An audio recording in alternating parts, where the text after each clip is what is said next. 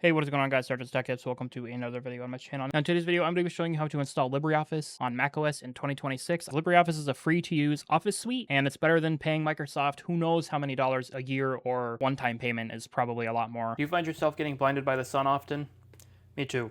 You should check out today's sponsor, Jeffo. They offer all kinds of different sunglasses, as well as different styles and shades, more unique to yourself. They're comfortable, they're lightweight, they're not super expensive either. You can use code STT10 to get 10% off your next purchase. As soon as you get your sunglasses, you can open the box. This is the pink pair, and you get a cute little case to carry your sunglasses in. It's also rugged, so it'll protect them. Once you open it up, you get the sunglasses in a protective microfiber material, as well as a microfiber cloth and a little card, which you don't need. And once you open up the sunglasses, you actually have the sunglasses in here, and you can just open them up, take off the actual protective plastic, and boom, you got your sunglasses. If you guys want to check them out, there's going to be a link in the description below. Again, use code STT10 for 10% off your next purchase.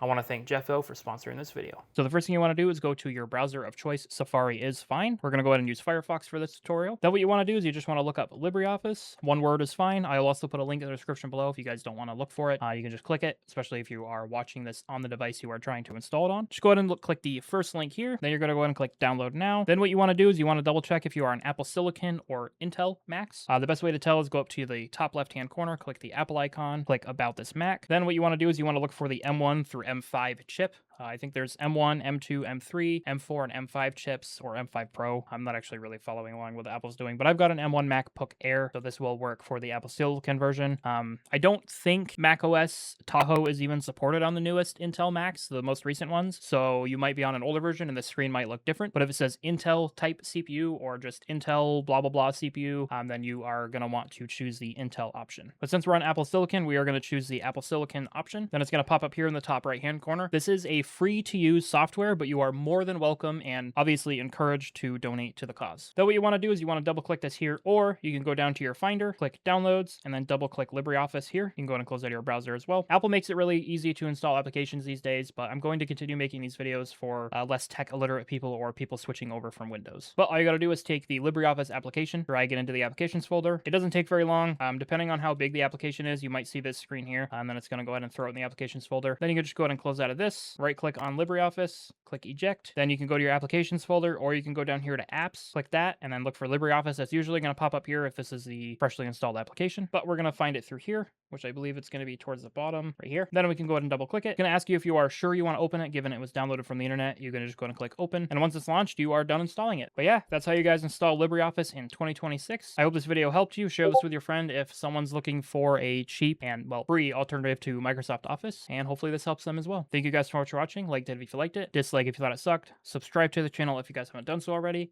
I'll see you guys next video, and peace out.